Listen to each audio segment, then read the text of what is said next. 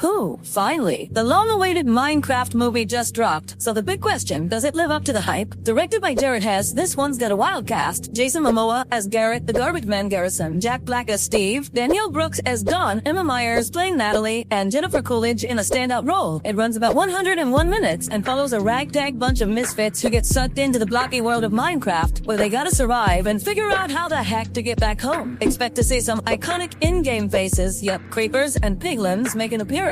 Fun fact, Jack Black clocked over 100 hours playing Minecraft to prep for his role. Oh, and fans, keep your eyes peeled for a sweet tribute to YouTuber Technoblade. It all kicks off with a little kid named Steve, who brings us into the wild world of Minecraft. We're talking about the overworld, the surface of the main world, a never-ending sandbox full of epic stories waiting to be uncovered. Even as a kid, Steve dreamed of becoming the greatest miner in the world, driven by his love for exploring, building, and creating stuff. But every time he tried to go into the local mine, this grumpy old man would block his way. There was a strict rule, no kids allowed, only grown-ups. Time flew by and Steve finally became an adult. But life didn't exactly go as planned. He ended up selling doorknobs for a living. Yep, doorknobs. Same old boring job day in, day out. He felt like his life was slowly going to waste. Then one day, while eating lunch all alone, he remembered that forgotten dream from when he was a kid. With new fire in his heart, he decided to go back to the mine. This time, nothing and no one was gonna stop him. And sure enough, he made it. Even though the old man was still there, Steve pushed through and started digging like crazy, like he was trying to make up for all that lost time. That's when he found two strange artifacts, one crystal cube and another called the creation cube. When he put them together, boom, a portal opened up to a magical place, the overworld, a world where anything was possible. He even came across a pink sheep, and with its wool, he built 3 awesome houses, becoming the architect of his own dreams. On his adventures, Steve met a wild wolf who tried to eat him at first, but with one juicy femur bone, he tamed the beast and named him Dennis. From that moment on, they were tight. Together they built wonders, shaped the world their way, and soon all the animals joined them in peace. Time flew by, building, exploring, discovering, until one day Steve stumbled across some ancient ruins. Inside, a perfectly placed chest. Inside that chest, a new portal. This one led to the underworld, known as the Nether, a dark, twisted dimension where creativity didn't exist. It was full of piglins, greedy, ruthless, pig-like creatures, and they all served a powerful sorceress called Malgosha. This pig witch had turned evil after a rough childhood. She wanted to be a dancer, but her own kind laughed at her. Even her dad kicked her out, calling her a disgrace. Since then, she's lived off pure hate. Malgosha was obsessed with the creation cube. She wanted it to rule every world out there. But Steve, smart and brave, managed to escape with the orb. He gave it to Dennis with one mission: take it back to Earth and hide it when no one would ever find it. Dennis nailed it. He crossed through worlds and hid the most powerful artifact in existence under Steve's waterbed. As long as it stays there, the main world's safe. Years later, we meet Garrett Garrison, a young dude who changed the whole video game scene by becoming the star of a hit arcade game. He had this insane skill, throwing trash with laser precision, that earned him the nickname the Trash Man. He got so famous, he even landed $1 million deal. He had it all, until one day he got hit with an eviction notice. Just like that, fate dragged him from the top, straight to rock bottom. Now, Garrett's completely broke.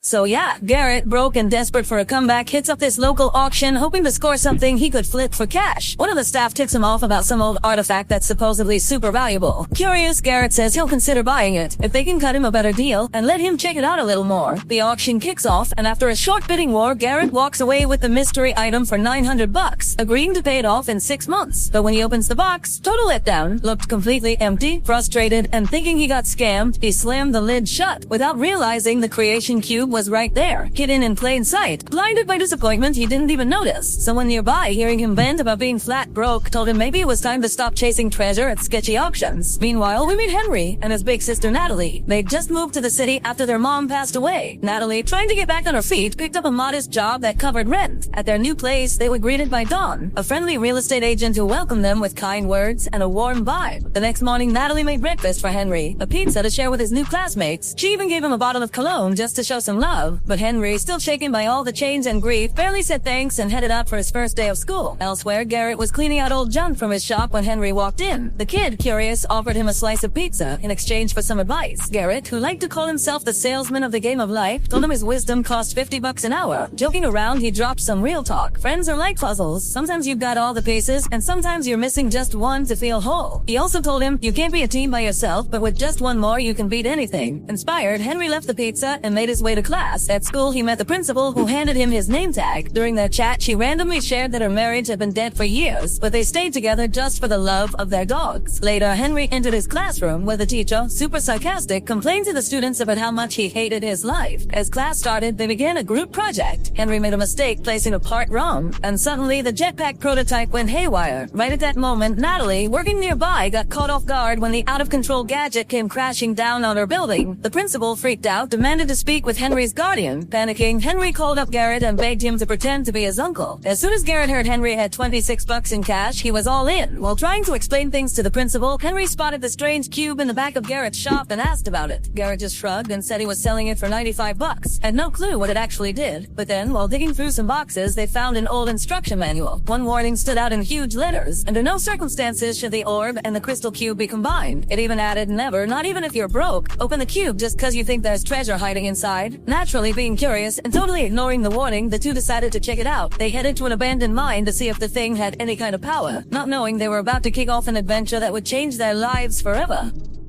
Meanwhile, Natalie noticed Henry wasn't home. Worried and out of options, she called up the real estate agent Dawn. Using a tracking app, Dawn managed to locate him. He was exploring an old abandoned mine. Without wasting a second, they rushed over to find him. When they arrived, they saw something wild and seriously dangerous. The mysterious cube was glowing, shooting out this strange energy that was pulling Henry toward it. Without thinking twice, they all grabbed onto him. And just like that, one after another, they got sucked into the vortex and crossed through the portal straight into the overworld. Stunned by the new universe around them, Garrett proudly introduced himself as a gaming legend from back in '89. Soon after, they came across the iconic pink sheep staring at them curiously. But they weren't alone. A villager who'd seen the portal open had decided to follow them, crossing over into Earth, starting a wild new connection between worlds. Meanwhile, deep in the grim and empty nether, the piglins were totally fed up with digging and finding zero gold. Malgosia was on a rampage again, threatening them with something worse than death. If they didn't strike it rich soon, she'd turn them into juicy pork chops. Just then, she picked up a signal. The orb's portal was starting to reactivate. She rushed to confront Steve, who was still her prisoner. She knew he was the one who stole the orb. Without much drama, she let him go, but gave him one brutal condition. If he wanted to save his beloved wolf Dennis, he had to return what belonged to her. Back in the overworld, Garrett was trying way too hard to impress the pink sheep, begging her to give him missions to find gold. Time passed. Nothing happened. Then out of nowhere, Dennis the wolf came charging in, let out a mighty howl, and the pink sheep backed away. The whole area went silent. But that silence didn't last. Creepy sounds started rising. Hunter skeletons, giant spiders, zombies, and creepers came crawling out of the shadows, attacking with full force. While everyone ran for their lives, Henry didn't freeze up. He used his smarts and started building with blocks, creating defenses to protect the others. Garrett, he hid until a creeper blew up right near him, leaving him dazed. His scream gave away his spot, and soon zombies had him surrounded. In the chaos, the pink sheep was also captured. Just in time, the rest of the group showed up to help Garrett. The fight was intense, until out of nowhere, Steve arrived like a total hero. With insane skill, he wiped out all the enemies, leaving everyone speechless. Then the sun began to rise, and just like clockwork, the zombies burned up in the morning light. Steve told them he was there for the Orb of Dominion. He made them a deal. He'd help them get back to Earth, but in return, he'd keep the orb. Without the crystal cube, there was no way to travel back safely, so they'd either have to get it back, or find the one and only other way. Meanwhile, the villager who followed them through the portal got hit by the school principal's jeep. She'd been driving distracted. Embarrassed and worried about a lawsuit, she quickly tried to play it cool, offering him dinner and saying, "Everybody's trying to sue me these days, but you seem like a reasonable guy." Back with the kids, the group arrived at a quiet village, home to peaceful and curious villagers. They also met some new characters, a legendary pig, a wise llama, and a giant iron golem who kept the place safe with honor and strength. To recharge, they all sat down for a roast chicken meal. Steve, ever the cautious one, warned them the chicken had been cooked over lava, still sizzling hot. But Garrett, too proud to admit weakness, ignored the warning, took a massive bite, and powered through the pain just to save face in front of everyone.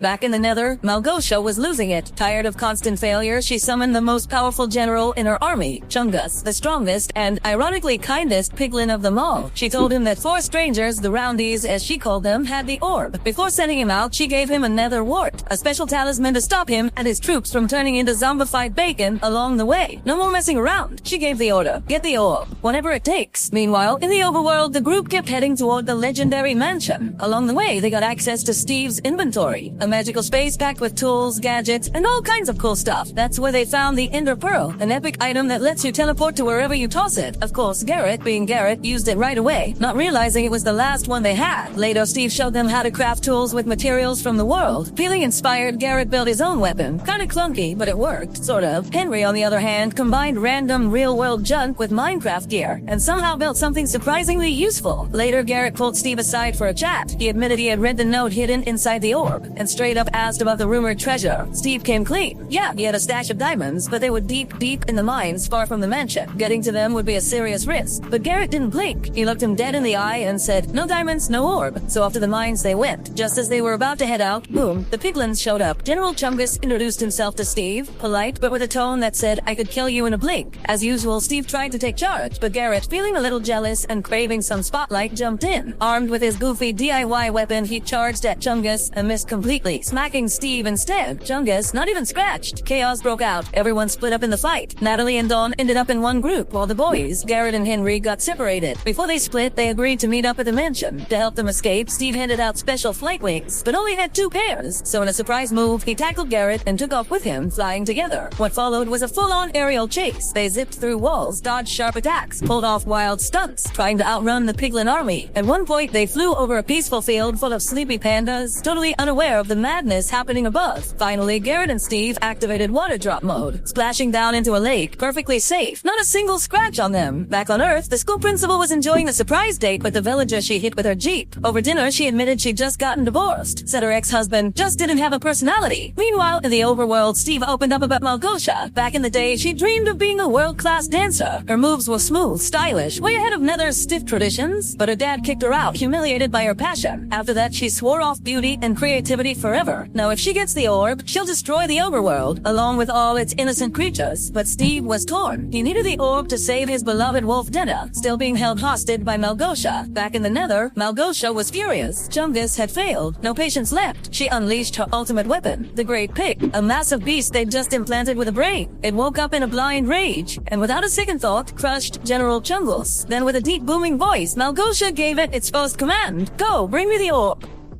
Meanwhile, the girls, Natalie and the real estate agent Dawn, have an unexpected run-in. They come face to face with none other than Dennis, Steve's legendary wolf. Recognizing him, Dawn cleverly offers him a bone to earn his trust. The wolf, touched by the gesture, lets them come closer. Knowing he belongs to Steve, they decide to follow Dennis, hoping he'll lead them straight to the rest of the crew. Back underground, the guys finally reach the depths where the precious diamonds are hidden. But then, Steve, with his sharp miner's nose, picks up something foul, a scent he knows too well, the unmistakable stench of another wart, and that can only mean one thing: the Great Pig is here. Steve wastes no time. He tells the others there's a safe room up ahead. They hop into the minecarts and take off at full speed, but right when they need it most, the redstone powering the tracks runs out. The carts screech to a stop right in front of their creeper farm, and just when things couldn't get worse, the Great Pig shows up, roaring, foaming, furious. Cornered and out of options, Steve and Garrett make a risky call. They activate all the creepers. Boom. A massive explosion tears through the mine, shaking the world. Through the smoke and rubble, they escape. Safe but rattled, tensions boil over. Henry snaps at Garrett, furious that they lost the diamonds. Garrett, bitter and burned out, shoots back coldly. "I need those diamonds. It's the only way I stop being broke. You wouldn't get it. You're just a kid." But Henry locks eyes with him and replies, "Yeah, I'm a kid, but you're not alone. I'm your friend." Garrett goes quiet. Moved by Henry's words, something shifts. A new bond forms. Together they start planning a mansion heist. According to Steve, the place has 3 levels. First floor, guarded by battle-trained villagers. Tough, disciplined, no nonsense. Second floor, controlled by evokers, dark mages who can summon pure nightmares. Top floor, that's where the Enderman crystal is, and it's guarded by Enderman himself, a killer who can take you out with just one look. Before they can make a move, the villagers ambush the adults and drag them into an underground fight club, the kind with brutal, no-rules brawls. Steve, watching from the shadows, stays hidden. Garrett, forced into the ring, gets shoved to the center. His opponent, a tiny zombie rider, mounted on a vicious, bloodthirsty chicken. It looks ridiculous, but the little guy fights like a demon. Meanwhile, Henry manages to sneak his way up to the 3rd floor vault. The room is dark, eerie, and there, waiting for him, Enderman. With no way out, Henry grips his diamond sword and charges in. The battle is wild, but with guts and skill, Henry comes out on top. And for his victory, he claims his prize, the teleportation sphere, a mystical item that lets him jump instantly across the overworld, and maybe, just maybe, even beyond.